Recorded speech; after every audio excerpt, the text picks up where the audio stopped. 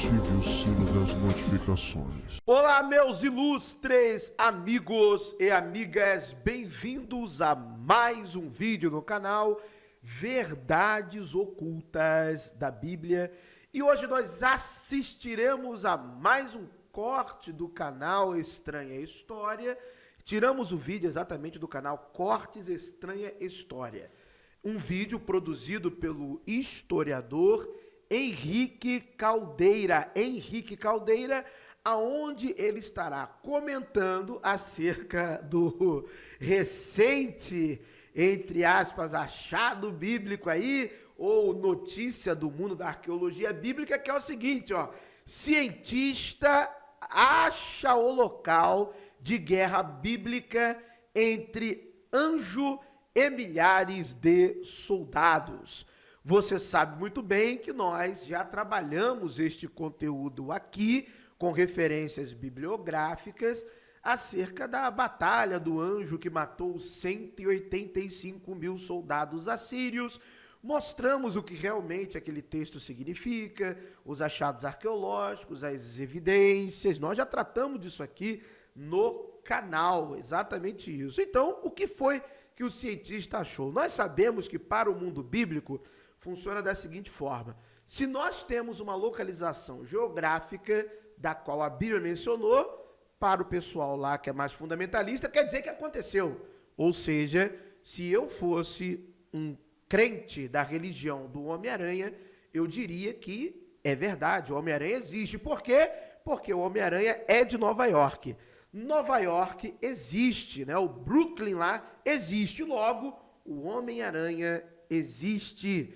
O mundo bíblico funciona mais ou menos dessa forma. Como há uma citação geográfica, já é para os fundamentalistas a validação do que a história no cenário existiu, porque o cenário existe. É a mesma coisa de falarmos que no planeta Marte tem marcianos, né? Então, é mais ou menos isso. Eu não estou falando nem de zombaria, não. É a lógica dos arqueólogos bíblicos, é a lógica do apologeta, é a lógica do fundamentalista religioso. Eu não estou falando de maneira pejorativa. Eu estou dizendo como a mente desse mundo bíblico funciona.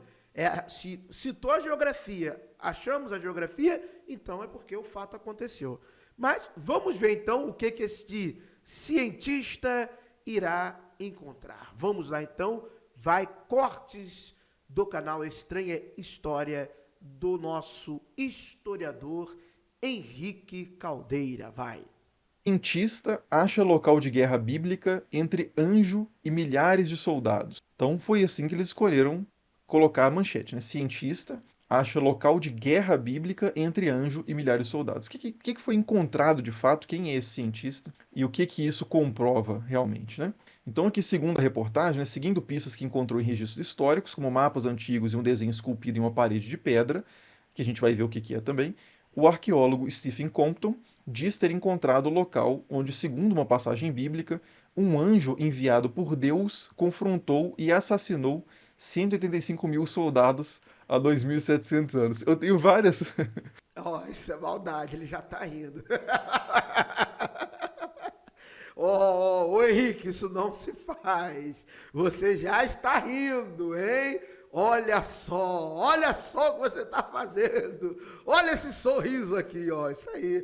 Poxa vida, brincadeira. Eu fiz um vídeo sério há 2 anos atrás, quando eu mostrei lá o painel de Senaqueribe, os achados arqueológicos da cidade de Laques, a comparação com o relato bíblico, que a divergência é justamente no final.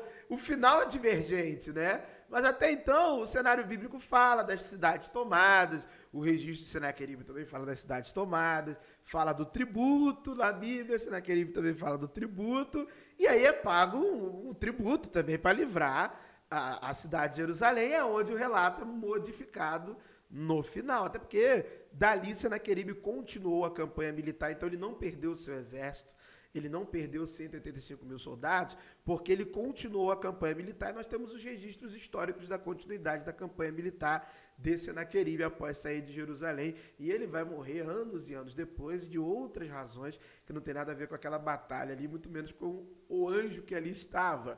Mas olha que maldade, Henrique já está rindo. Poxa, leva a sério o conteúdo, cara. Várias reservas em relação a esse primeiro parágrafo, né? De fato, a primeira parte está excelente.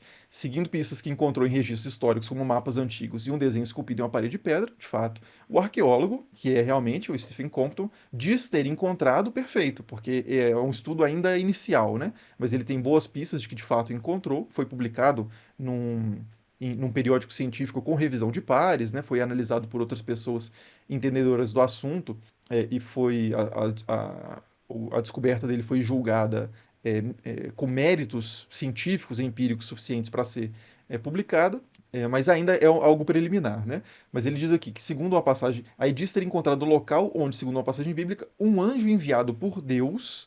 Aí aqui já entra uma parte que não tem nada a ver, como a gente vai ver, com o estudo do cara, né? Ele encontrou o local. Ele não encontrou nada relacionado a anjo enviado por Deus confrontando e assassinando esse número de soldados. Eu acho até estranha essa palavra também relacionada à guerra, né?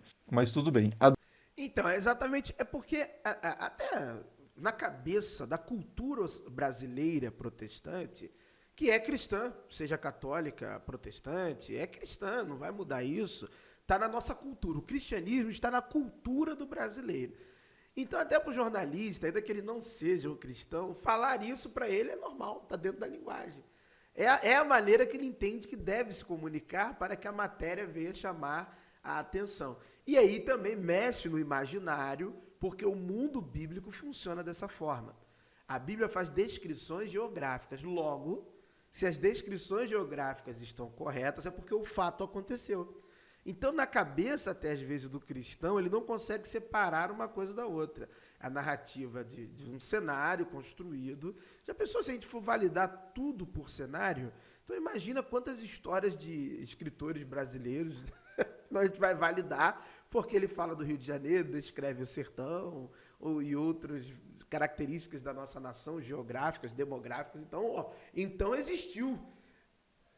O Homem-Aranha existiu, porque Nova York existe. Então, olha só, a gente tem que sair dessa bolha, pensar fora da caixa. 2.700 anos. Realmente, em 701 a.C., tem a investida de Senaqueribe ali na região de Judá, e é esse episódio que é narrado na Bíblia em 3 livros, e é narrado também, talvez, em outras fontes, certamente em fontes assírias, talvez em fontes em grego, como a gente vai ver.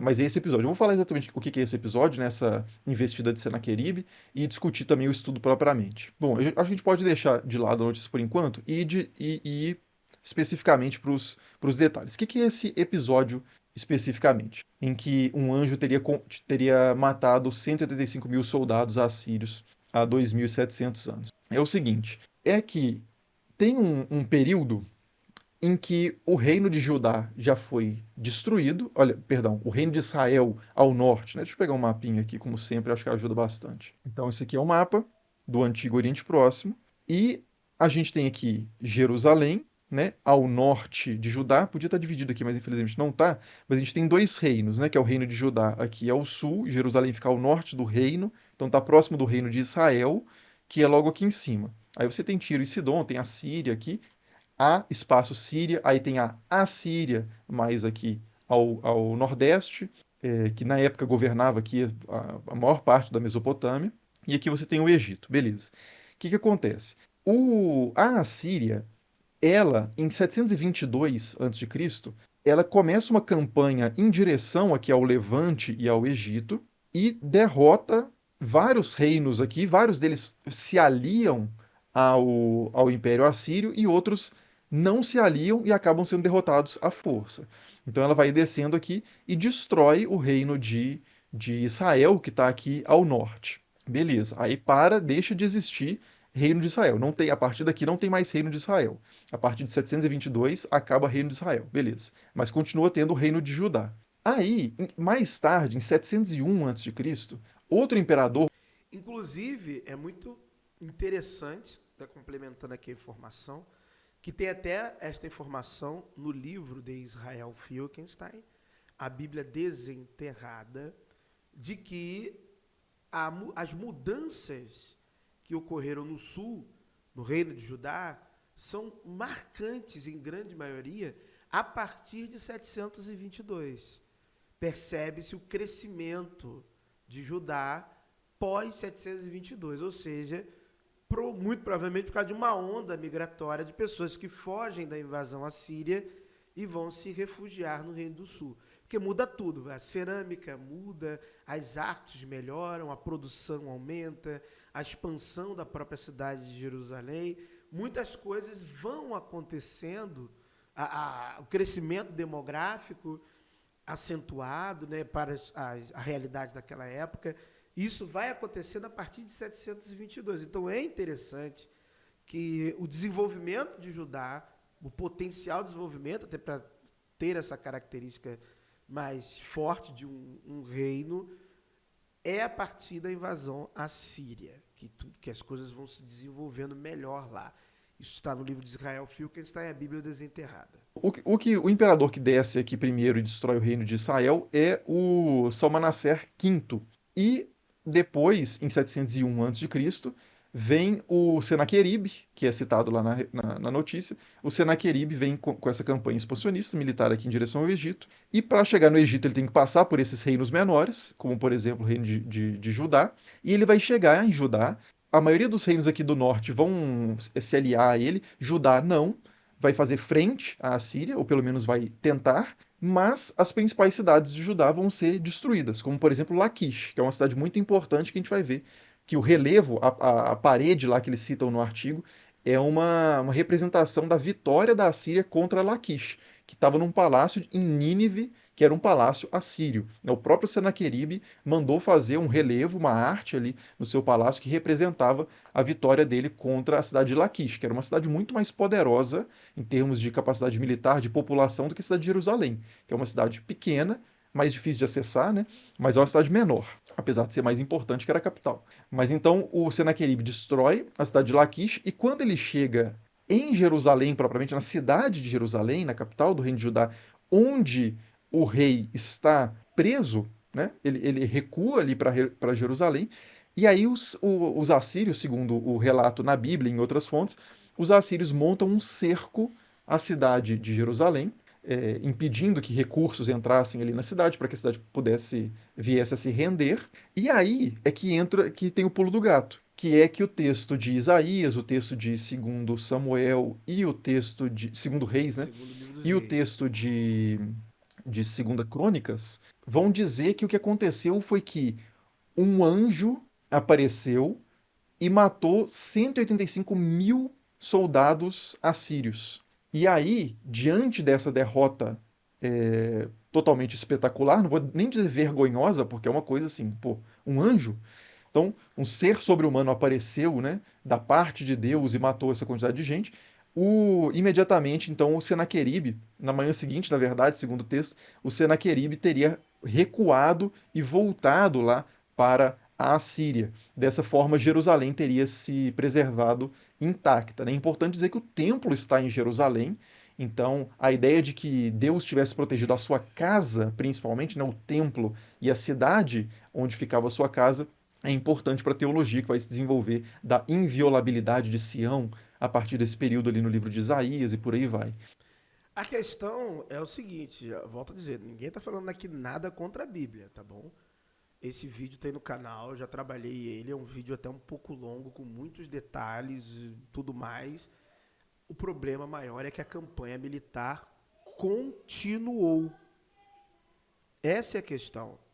A campanha militar continuou. Então não é querendo descredibilizar nada, porque literalmente há muitas provas de que a campanha militar continuou. Essa é a questão. Mas o que interessa para nós aqui é isso. Então, tem esse episódio narrado na Bíblia de que um anjo teria derrotado sozinho, praticamente, né? Praticamente não, realmente derrotado sozinho, o exército dos assírios, fazendo com que eles recuassem e dessa forma poupando a cidade de Jerusalém especificamente. O resto do reino de Judá tinha sido bastante destruído, mas a cidade de Jerusalém preservada. Beleza. O que o cara da notícia especificamente achou? E detalhe, quando você lê o próprio texto, sem o elemento da crença, e você tenta entender realmente o texto em sua contextualidade originária, a sua cultura, os acontecimentos, o que você percebe? Que não faz sentido. Várias cidades foram tomadas, o próprio Lax caiu, e tudo foi embora, tudo foi tomado, um primeiro tributo foi pago, e Jerusalém, somente Jerusalém, recebe um livramento. Então você vê que você percebe que o desfecho, ele é um desfecho fantástico, ele é um desfecho mudado, ele é um desfecho editado, porque ele não condiz com o que vem sendo dito. O povo inteiro morre, o povo inteiro é massacrado, e ainda mais Ezequias, que é o fanboy do Egito, propagandeiro, Ezequias, que ele mesmo disse, segundo o livro dos Reis, capítulo 18, versículo 5, se não estou enganado, que nunca houve rei maior do que ele em Judá, nem antes dele e nem depois dele. Então, essa é a pretensão do Ezequias, é nesse nível ele, entendeu? Ele está nesse nível. Eu sou o maior, eu fui o maior de todos e fiel a Javé, mas fanboy do Egito, né? Toda a sua iconografia muito semelhante às questões egípcias e por aí vai. Então, tudo isso é muito interessante da gente perceber que há uma questão diferente no desfecho. Então, vamos voltar lá para o início. Ele diz aqui, né? Segundo alguns registros históricos, mapas e um desenho antigo. Um desenho esculpido em uma parede de pedra. Esse desenho esculpido em uma parede de pedra é o relevo de Laquish. Que é esse relevo aqui. Deixa eu abrir essas imagens. Em que a gente vê aqui o Senaqueribe, representado aqui no trono. E tem uma imagem maior que tem uma... Aqui, ó. Essa aqui que eu queria. Que tem o acampamento representado de forma bem simplificada, né? Mas aqui, essa cena oval aqui, vê se vocês vão conseguir identificar alguma coisa, porque a imagem ela não tem tanto contraste, né? Por causa das cores, mas aqui tem algumas... Vocês veem tipo umas tendas aqui representadas, um carro de guerra aqui, né? E aí isso tá dentro, aí tem tipo um muro, percebe aqui? Tem a galera sendo Como se fossem uns carregada. pilares, Esse relevo aí. uma estrutura arquitetônica que forma essa forma oval, que é uma representação do acampamento militar assírio, a partir do qual o Senaqueribe ameaçava ali a região de Judá como um todo e, sobretudo, a região de Jerusalém. E aí essa é uma das cenas, então, que o arqueólogo se baseou para buscar concretamente, localmente, onde isso poderia estar de fato. E ele encontrou um excelente candidato, que é esse local aqui, que é em Israel, né? Deixa eu pegar aqui. Aqui, ó. É essa região aqui à esquerda, a cidade de Jerusalém, no alto, à direita, um forte de formato oval, não está dando para ver muito bem na imagem, está com um pouco de contraste, que seria o local de acampamento do rei Senaqueribe. Então, mais ao norte de Jerusalém, nós teríamos esse acampamento, e ele dá o nome aqui, é a chamada montanha, aqui, ó.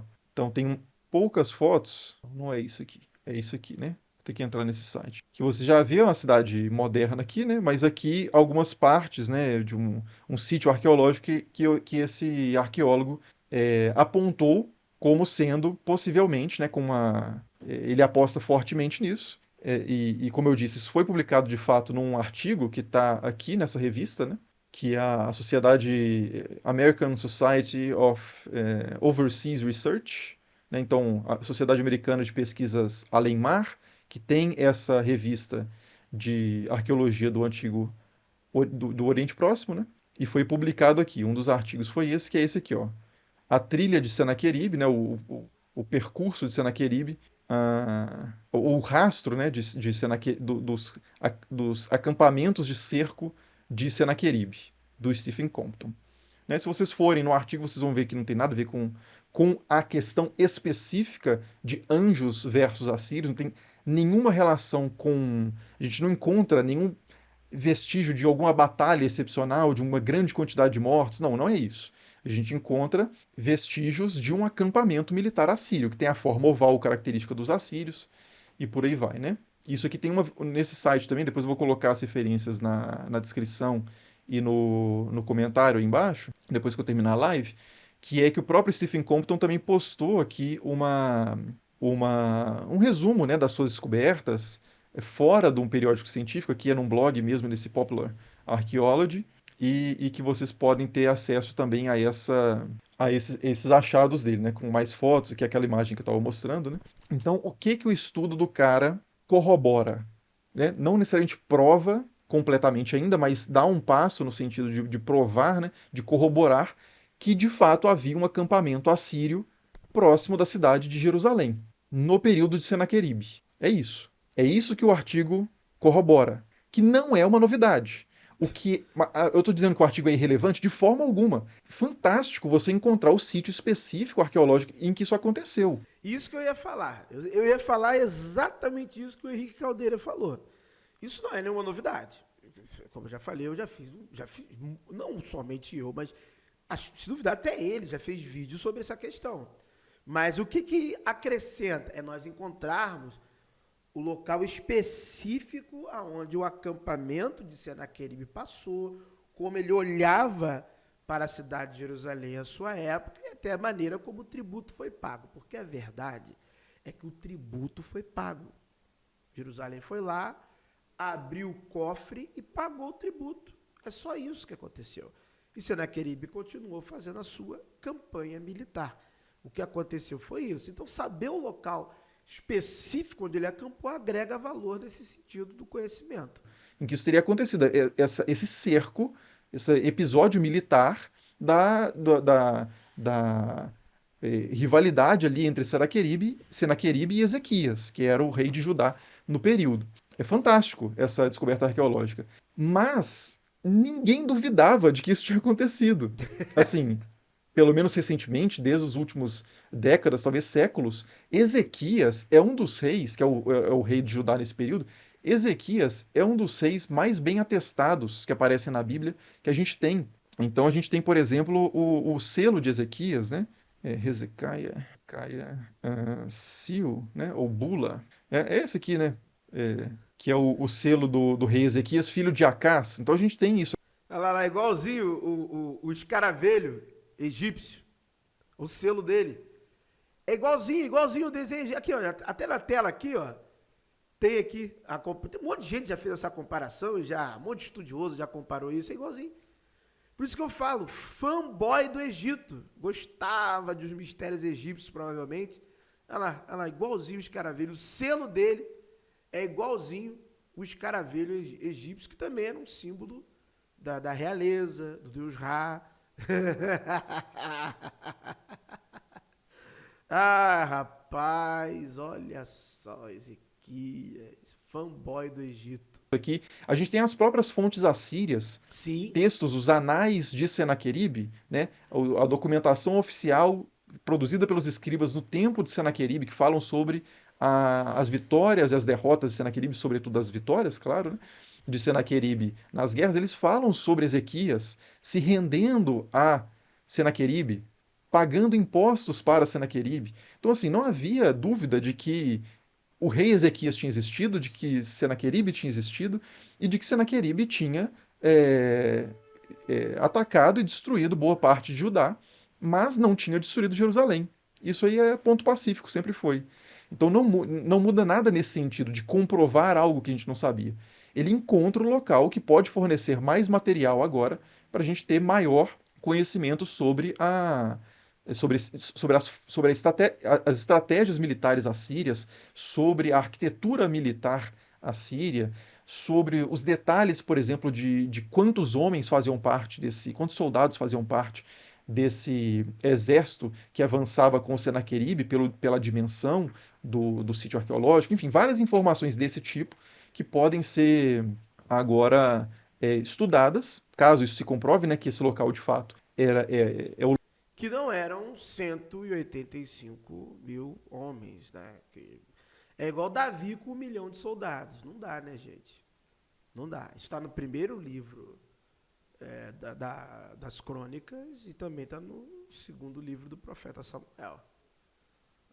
Não dá. Davi não tinha 1 milhão de soldados, né? Você entendeu isso, né? Davi não tinha 1 milhão de soldados. Você entende que não fecha a conta? Número de habitantes da região, época em que supostamente Davi teria vivido. Tá bom? O maior rei bíblico foi Acabe. Ele foi o maior rei da Bíblia. Reconhecido extrabiblicamente por outros reis, mais de um. Tem ali até o seu exército dimensionado por um dos reis que o enfrentou. Tá bom? Então, Acabe.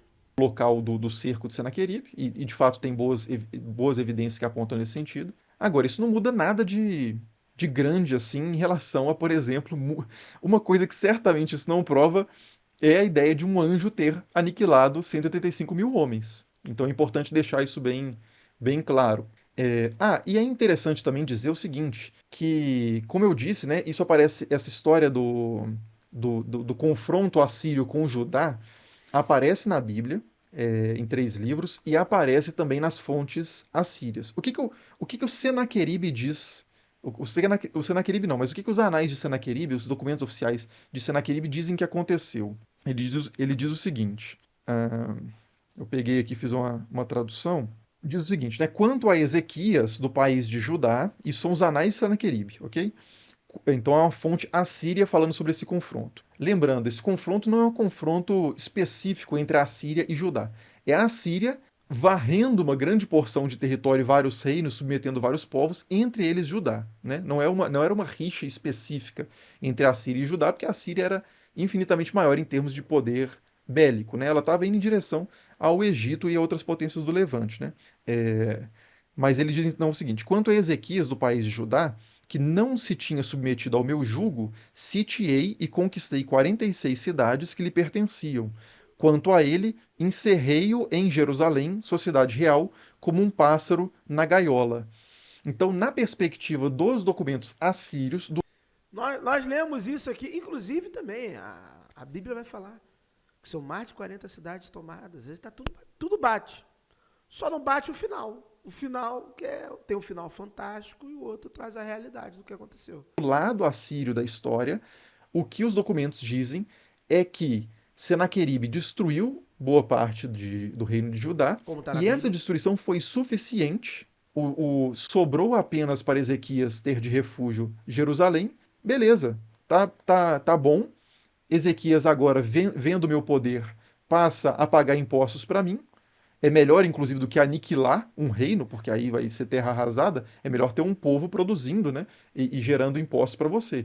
Então o Senaqueribe se dá por satisfeito. Isso não estou falando que é a verdade, tá? Estou falando que é o outro lado da história. Senaqueribe se dá. Henrique, você vai falar. Você vai falar que o anjo passou o cerol lá? Ô, Henrique. Ô, Henrique. É isso aí mesmo, parceiro. É isso, pô. Foi isso que aconteceu.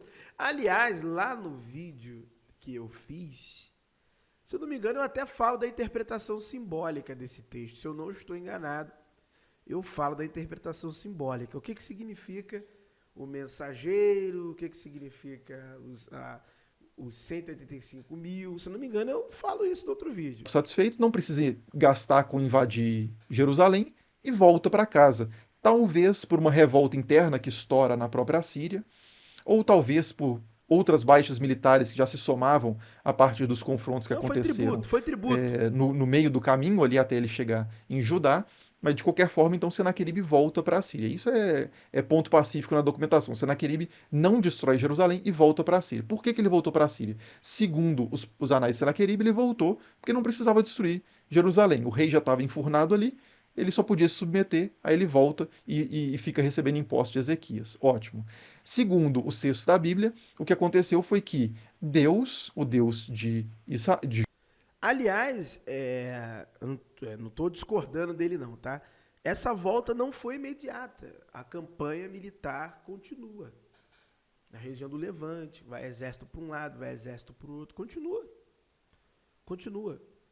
Se eu não me engano, é 11 anos depois que vai acontecer, se eu não estou enganado, 11 anos depois, que tem uma trama, porque já tem muito tempo que eu li esse texto, no sentido da história como um todo, os documentos históricos, os anais, tem muito tempo que eu fiz esse vídeo que eu li. Então é 11 anos depois, ou mais de uma década depois, que de fato vai ocorrer a morte dele, de uma conspiração, se não estou enganado, entendeu? E o pau rufou, meu amigo, rufou, continua, pagou tributo, exatamente isso aí está correto, ele continua pagando tributo. Paga tributo, vida segue, campanha militar bombando e vambora. Judá, Yahvé, enviou um anjo, ou se manifesta na forma de um anjo, e como você entende teologicamente isso pode variar, mas ele faz com que o exército assírio perca. Mesmo sendo impossível que aquilo acontecesse militarmente, tem essa intervenção sobre-humana, né, sobrenatural, que garante a vitória de Judá e faz com que a Síria recue. O problema é que depois desse período a gente sabe que Judá era um estado vassalo, né, da Síria. Então, pagando impostos para a Síria. Então, caso ele tivesse realmente botado Senaqueribe para correr todo o seu exército, por que ele estaria pagando impostos na sequência, né? Meio estranho. Mas beleza. E tem outras versões, tem outros textos antigos também que falam de episódios que lembram muito essa história do anjo, né? Que às vezes é aproximado dessa questão do anjo. Que é uma referência que Heródoto, né, o nosso grande Heródoto, historiador grego do quinto século, faz.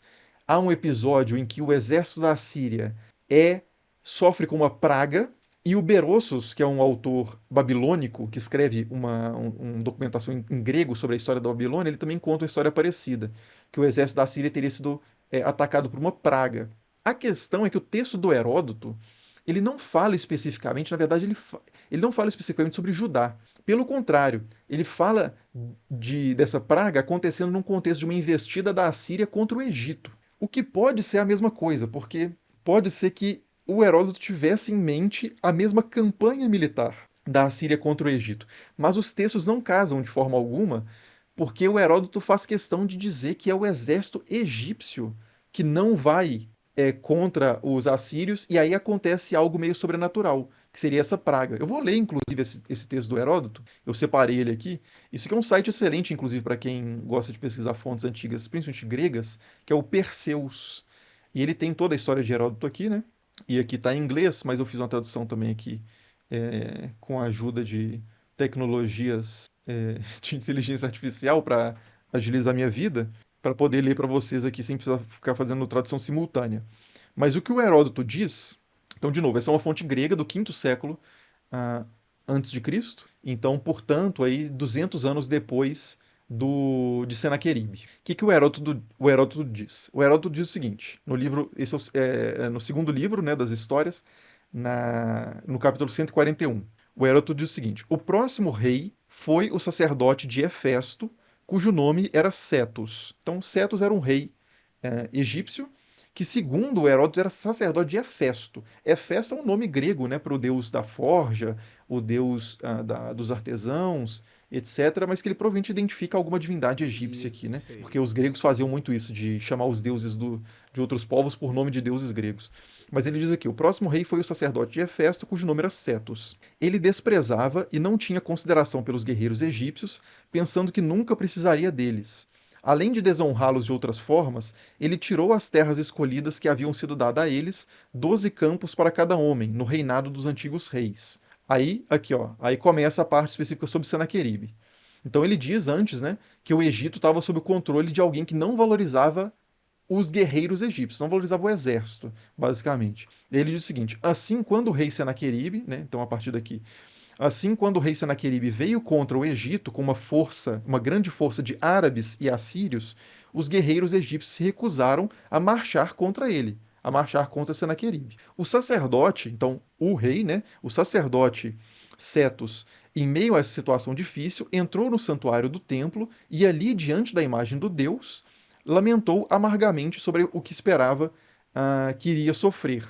O sono o tomou enquanto lamentava, e pareceu-lhe que o Deus estava sobre ele e lhe disse para ter coragem, e que ele não sofreria nenhum mal enfrentando o poder da Arábia. E aí o Deus diz, né, aqui, eu enviarei campeões para você, né? E aí, quais são esses campeões, esses representantes militares que vão aparecer? Aí ele diz na sequência: Então, ele confiou na visão e, junto com aqueles egípcios que o seguiriam, acampou em Pelúsio, onde a estrada chega ao Egito, e nenhum dos guerreiros foi com ele, apenas comerciantes, artesãos e mercadores. Então ele vai de fato para um acampamento, mas sem levar nenhum militar. E aí diz: seus inimigos também chegaram lá e durante a noite foram invadidos por uma horda de camundongos de campo que roeram as aljavas, os arcos e as alças dos escudos, com o resultado de que muitos foram mortos fugindo desarmados no dia seguinte. E até hoje uma estátua de pedra do rei egípcio está no templo de Hefesto, com um camundongo na mão e uma inscrição com o seguinte efeito: olhe para mim e acredite. Então, essa é a história.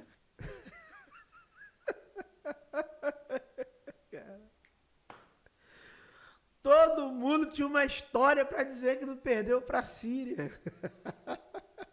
Caramba, rapaz. Jogo do poder, né? Pagou tributo? Não, não. Deus nos livrou. Porque quem ia ver o tributo sendo pago, né? A população não ia ver nada. Oh, eles foram embora, por quê? Porque Deusão Camundonga aqui, ó. É forte aqui, ó.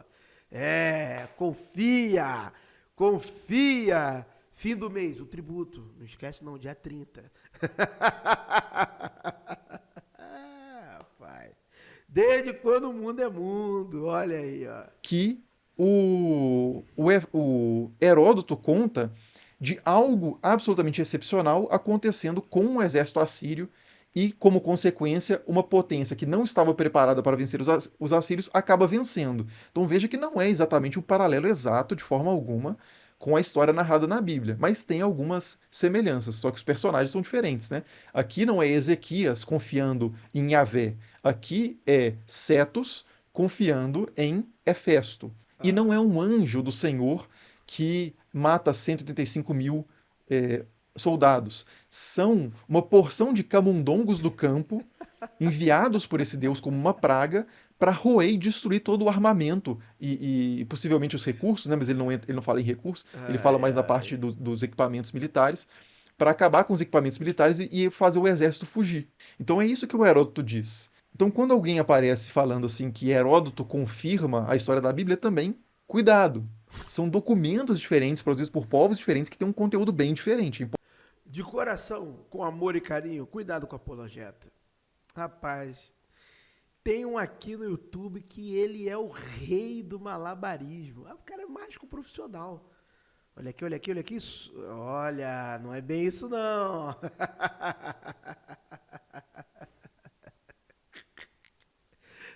Caramba, é igual o negócio lá do Esta Geração. Rapaz, eu nunca vi tanto malabarismo, mano.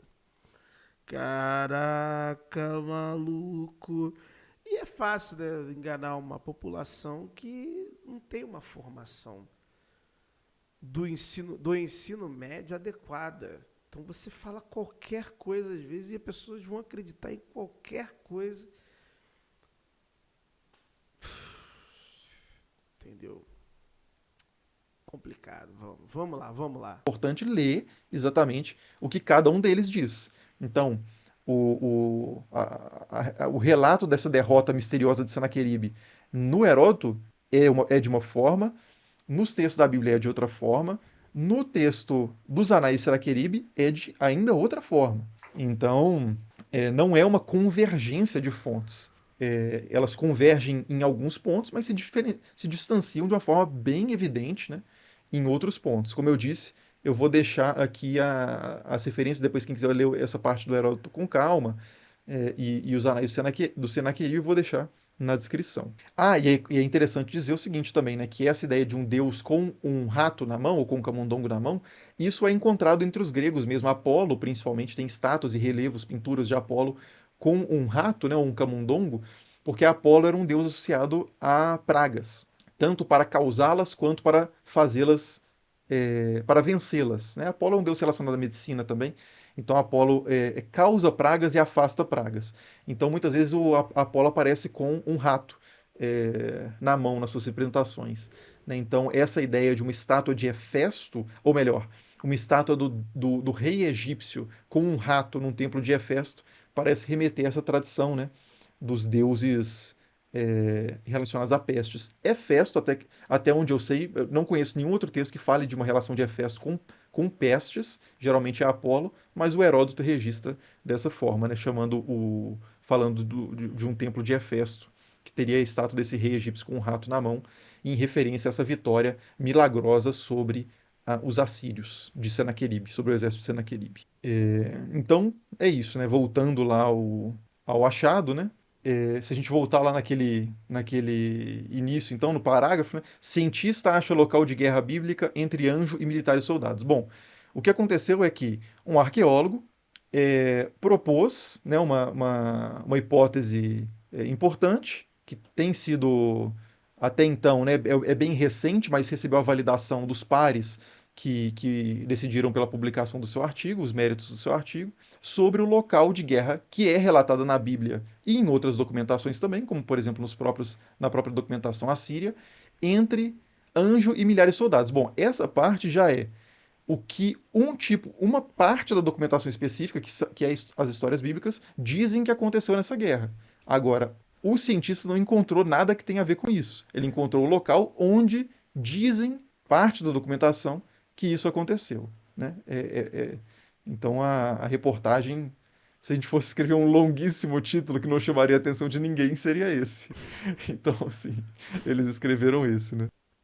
Valeu, rapaziada! Excelente vídeo do historiador Henrique Caldeira.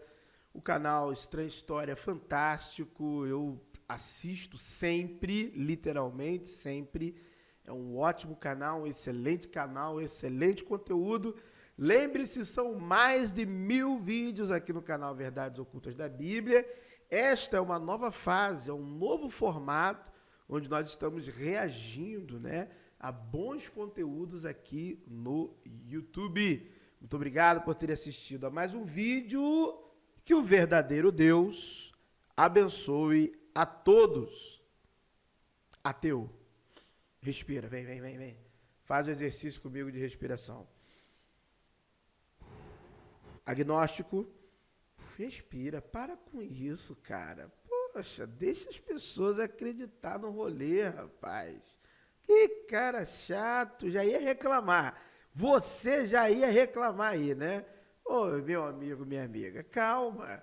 Se você não crê, não acredita de forma alguma, eu não acredito de forma alguma em Deus algum. Tá tudo certo, eu te amo do mesmo jeito. Você tá no fundo do meu coração, somos amigos. E eu desejo que a sorte e a fortuna lhe acompanhe. We blew it all. Take me back to a place where I felt at home. Take me back to a day when we weren't alone. Take me back to an age when the world felt small. Way back before we blew it all.